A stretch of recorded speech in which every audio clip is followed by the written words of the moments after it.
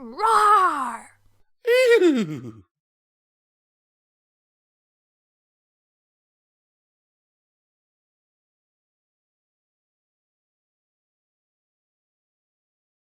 The Skyla Pseudonym by iisaw.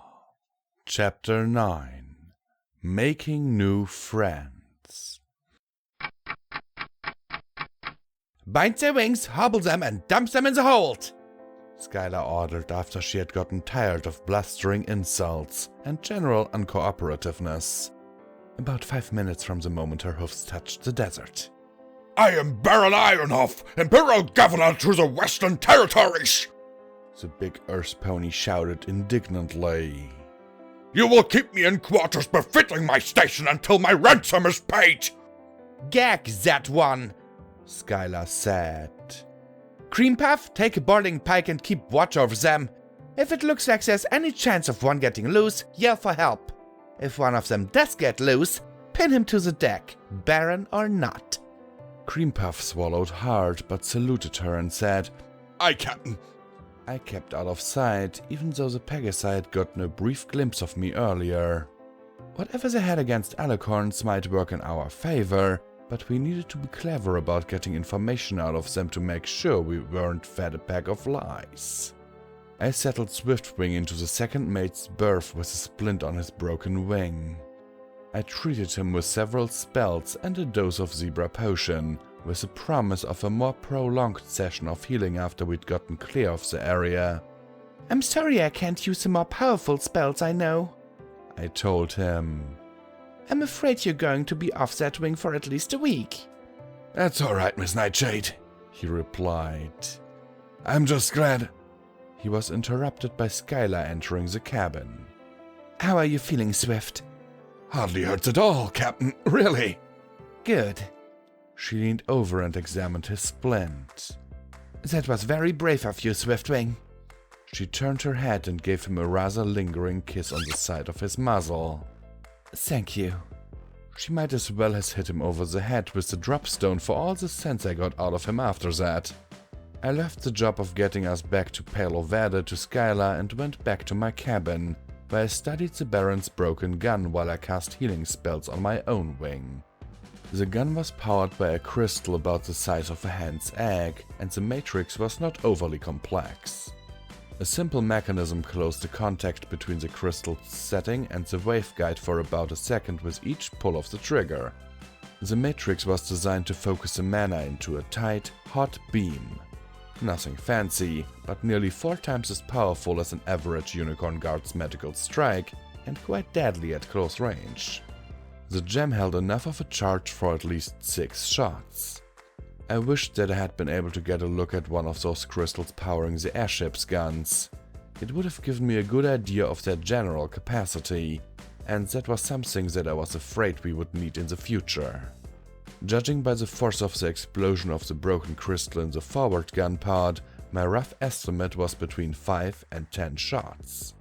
Thinking about that explosion, I put away the gun and went topside to survey the damage. My poor Nebula was badly scorched at the stern of both her hull and her envelope, but the anti-magic coating had saved her from any significant damage. The coating itself had been degraded and was flaking away in a couple of spots. I made a mental note to get some more of the alchemical goop out of stowage and paint on another layer as soon as possible. Thanks to massive over-engineering, the broken lift stay could wait until we were done at the town. The damage to the starboard bow seemed to be, thankfully, mostly minor. The shrapnel from the explosion had peppered the planks and scoured away most of the paint and anti-magic coating, but some telekinetic probing revealed that the planks and ribs were sound. Considering we'd been jumped by an unexpectedly powerful enemy, we had gotten off lightly. Coming up on the outpost! Sirocco cried out from the quarterdeck. I got out my spyglass and scanned the area.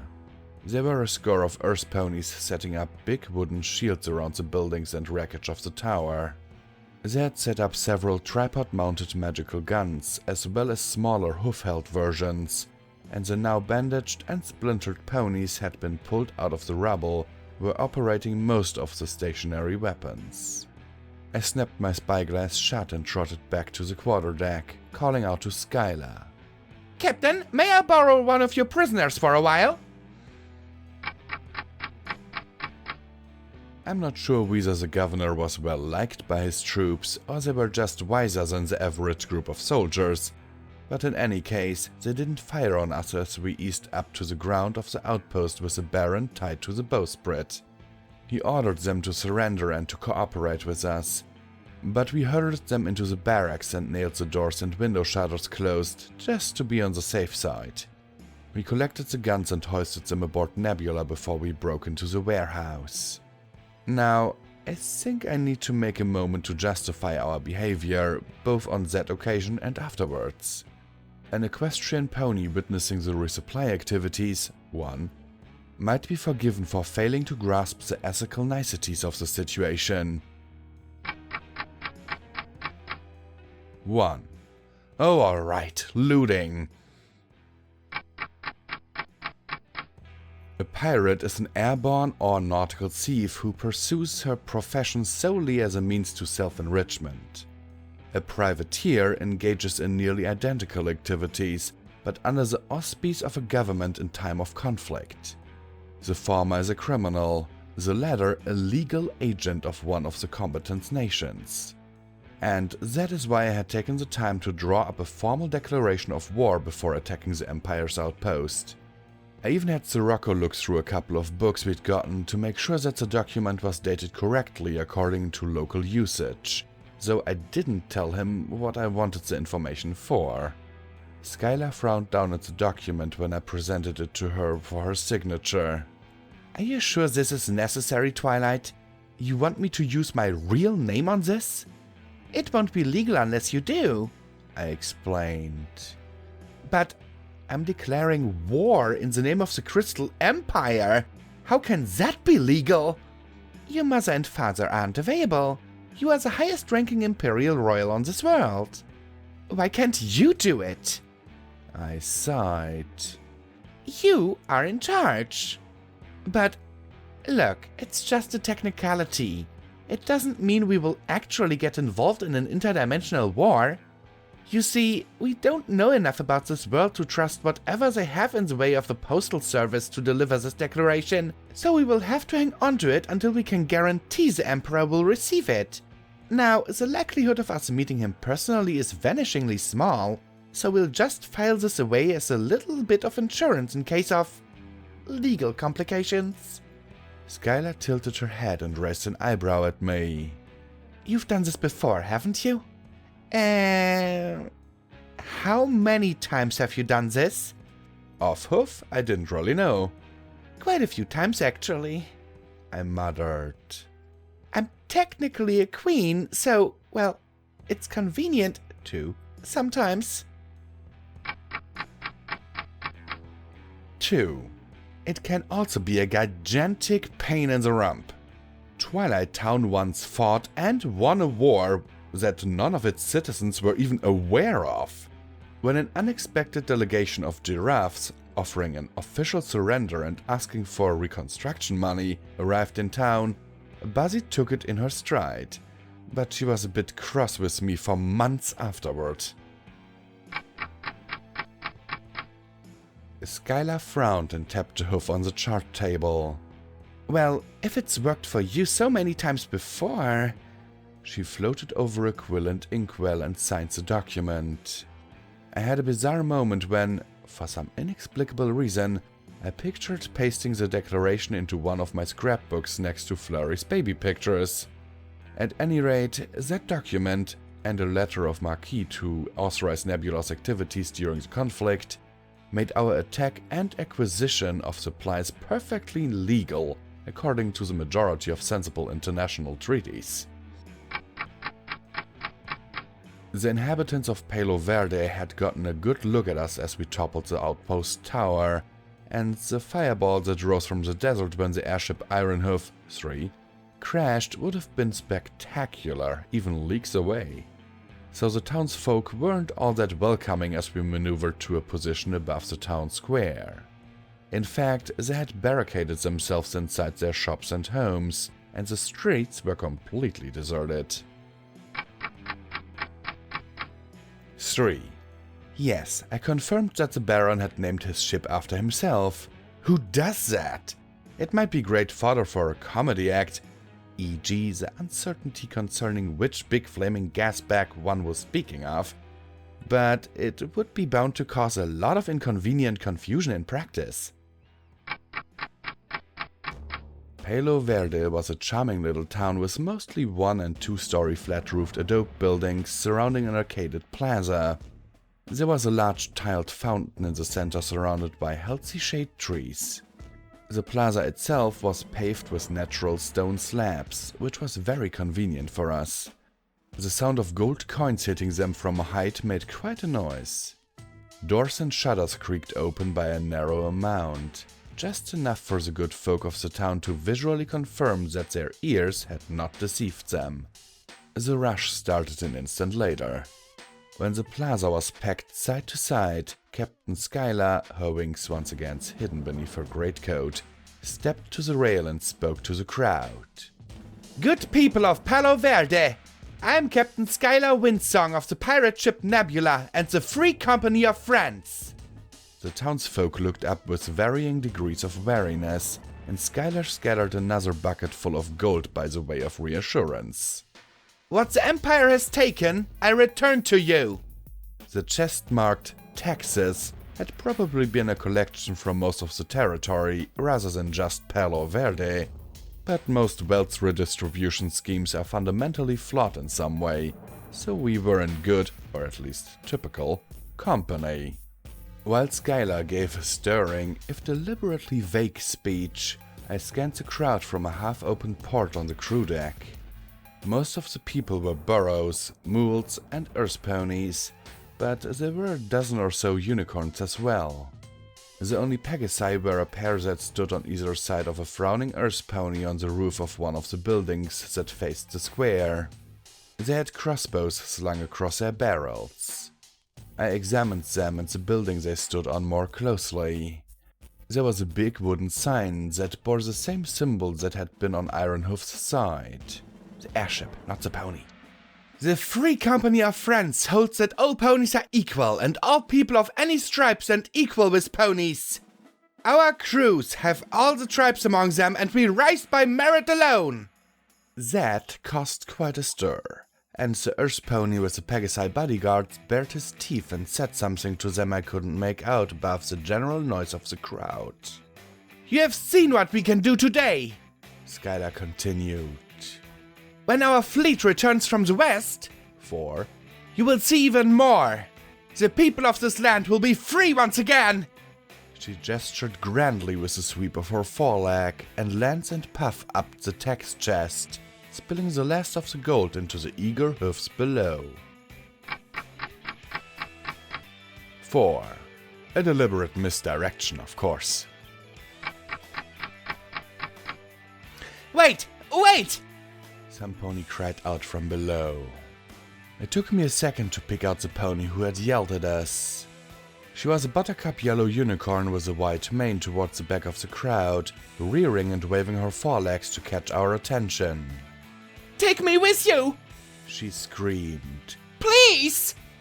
The grin dropped off my face when the earth pony on the roof bellowed, "Shoot that screw-hat!" The Pegasi leapt into the air and unslung their crossbows, taking aim at the unicorn who had called out to us. I brought my gun to bear on one of them, hoping that Filigree would make burning them out of the air unnecessary, and indeed he did.